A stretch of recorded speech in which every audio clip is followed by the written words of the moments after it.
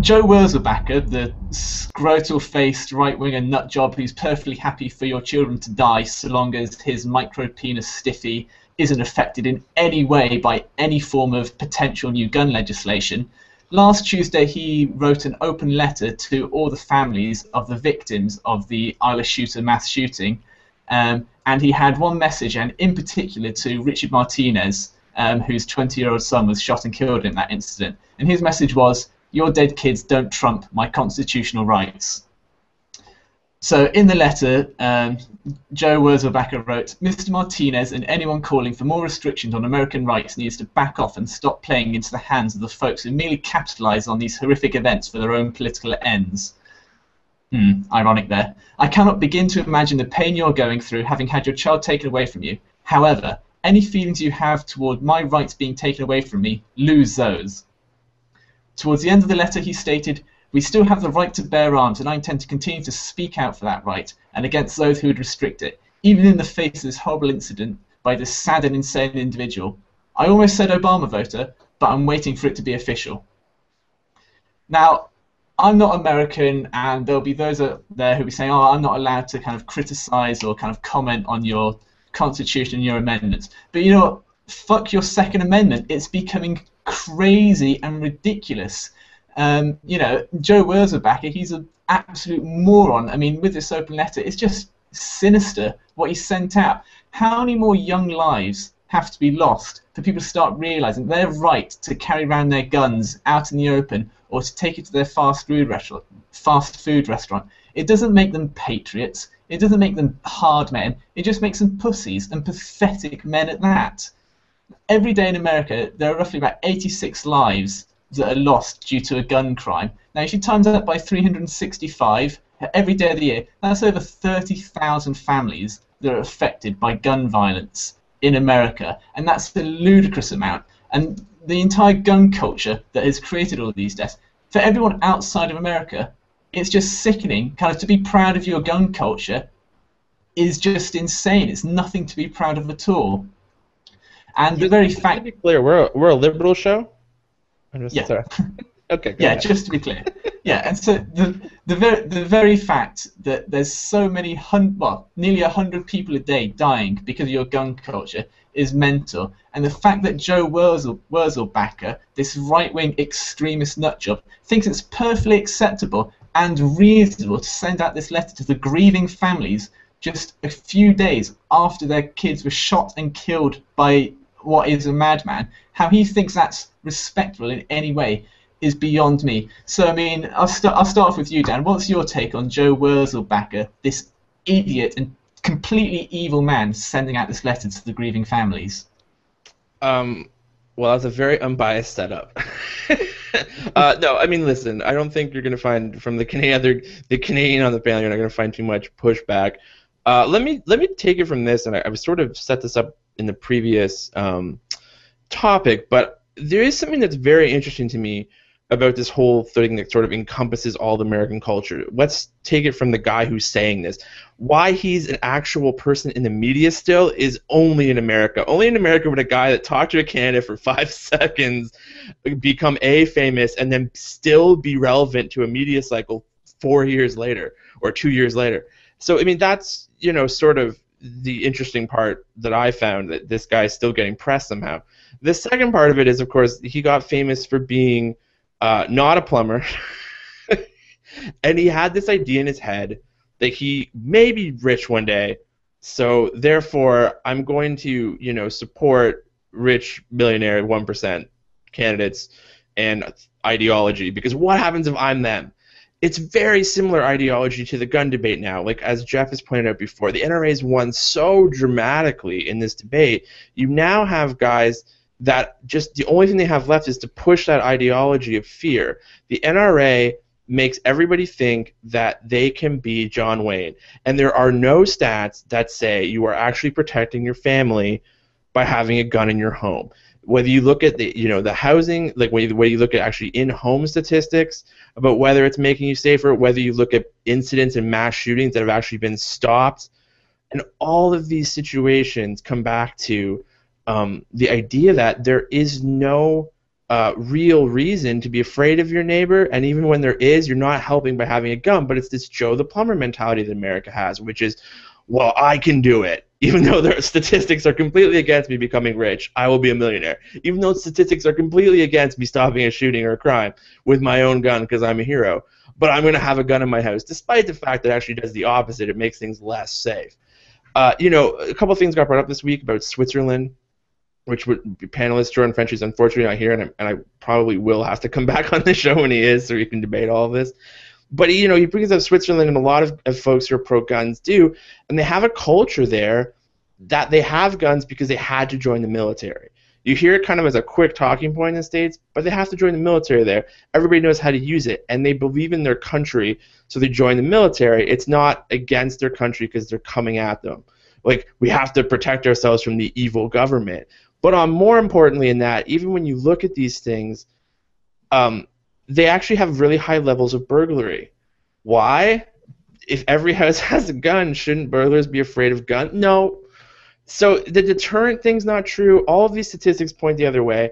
But for some reason, and whether it goes back to just believing in these Second Amendments and these things on paper from hundreds of years ago before there were standing armies and police forces, there's just this idea that I can do it. And it does create exceptionalism in other places. It does create what we're sitting on right now, the Young Turks, like that American dream idea can create this, but it unfortunately also has the other result where people believe that they're going to become John McClane.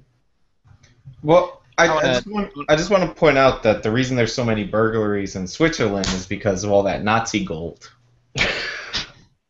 I did forget to leave that out, yeah. That's very Ocean's important. 11 in Switzerland for Nazi gold. I just want to jump in and bring the other Canadian perspective on this panel. Dan, as far as statistics go, Dan is, I think, pretty much hands-on right. I will disagree with Stephen's "fuck your Second Amendment" bit slightly. I will say, fuck your religious tenacity to hold on to a very particular puritanical view of the Second Amendment. This notion that it can never change and it has to mean all types of firearms should be illegal at all times for open carry purposes and all this crap. And I know Sean is, I'm pretty sure Sean is a little iffy on whether or not open carry should be legal. I don't know what his stance on that. I'll let him deal with that. But the notion of having it for home defense, I mean, I'm not against the argument. You want it for home defense? Okay, fine. License it, register it, make sure you're not a loon. Be aware that the statistics are against you on that, but if you still want it, sure, fine. Open carry? The whole argument about, if I have my gun, I can stop a bad guy with a gun. Okay, the Aurora shooter incident is the first time I ever heard of this, and my thought has always been, the guy walks in, throws tear gas into a theater, and then starts shooting. Yeah, the other guy with the gun shooting at that point would be a very good way of stopping the guy who's just blinded you with tear gas. No, or even without the tear gas element. In a crowded environment, if someone's going on a mass shooting thing, you really think another guy shooting is going to help? Especially in a chaotic situation like that when they're not trained how to deal with that situation. If they're law enforcement or if they're ex-military, that would be one thing, and that's why the Switzerland case is an exceptional case for that argument of being trained to use these things and how to handle situations like that. But Joe Blow on the street with a gun in a crowded situation and someone else starts shooting, how the hell is he supposed to know who that shooter is if everybody's running and it's a chaotic situation and he hears gunfire? You really think him opening up at that point is going to solve the problem? I don't think any science supports that statement. Well, I mean, to get to, I just want to address one thing on Stephen's point that may be kind of irrelevant. Is this is really the First Amendment run amok because he wrote an open letter to somebody's family, and that's free speech, which unfortunately is used by idiots. And to get back into why Joe the Plumber's famous, he's famous because somebody implied when John McCain mentioned him that he was a not real person. So then it was like, yeah, here he is. He's real. And for some reason, that 2007, 2008 campaign moment is enough to launch him into relevance. Like, why are we even listening to this guy? Amen. When does he ever do any plumbing? Like, I've never heard of him. I just assumed he was a right-wing comedian like Larry the Cable Guy. No, he was a real plumber. But then somebody. He wasn't a real plumber though. He had like his dad's business, like part of his dad's business or something like that. He wasn't even an actual plumber. Didn't even have his plumbing license at that point. But basically, he's famous because John McCain mentioned him as Joe the plumber, and that sounds like the made-up person that every politician makes. You know, Susie from Oklahoma, who's a single mom who started a textile company. Like, so somebody said that guy's a liar, or implied that McCain was a liar, and now this guy is famous and relevant somehow. So that isn't only an America story, but like.